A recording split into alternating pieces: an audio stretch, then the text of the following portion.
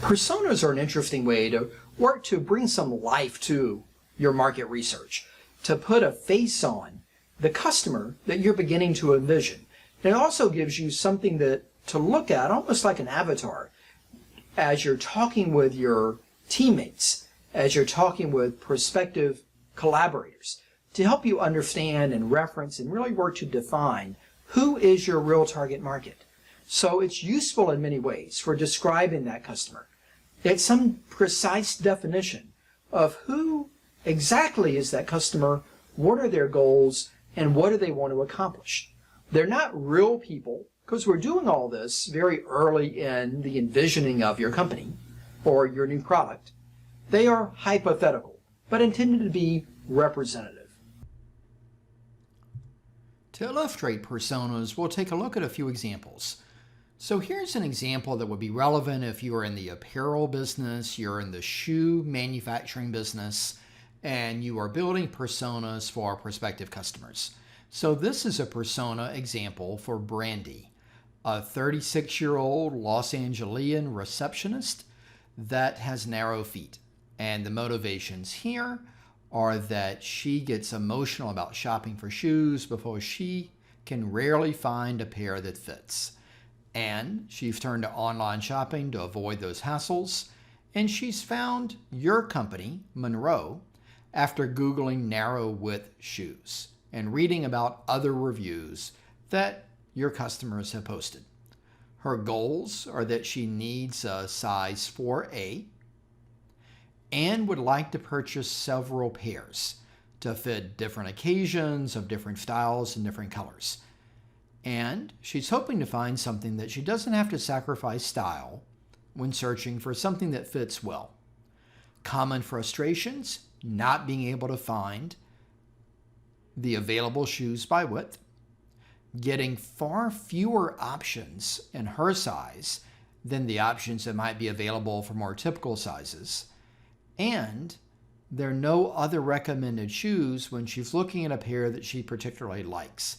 So, this an example of attaching someone who is not a real customer. Again, you are developing your personas before you have even developed your product. It's more of a what if and what you think your customers would involve and entail based on the research that you're doing. So again, a fictional person intended to represent someone in your target market. A different persona for a different company and a different product could be encompassed here with Toby. This example would be for a product that would be looking at enabling their users to share projects and collaborate in real time that may have something to do with music or video or other creation related to artistic or entertainment products. So in this example, Toby is a 26-year-old record store manager in New York whose goals are to grow a strong industry reputation, to build an Audio Pro portfolio, and to keep track of that work. Frustrations with some current products and efforts are slow download times, data crashes, and poor communication. You see here some personality and some technology comfort levels that are listed as well. And then there's a brief bio where Toby has a day job at a record store, but on the side she works in production. And she doesn't hesitate to learn something new and acts as tech support for friends and family and clients. She's usually working on a large number of projects, perhaps a dozen at the time, and is trying to establish herself in that industry. And anything that makes her work bad, look bad, perform inefficiently or ineffectively are those frustrations. And because she works at home, she needs things to work appropriately and reliably and professionally. So again, another example of a fictional person, but it gives you a sense of what their background is, what their goals are, what their frustrations are.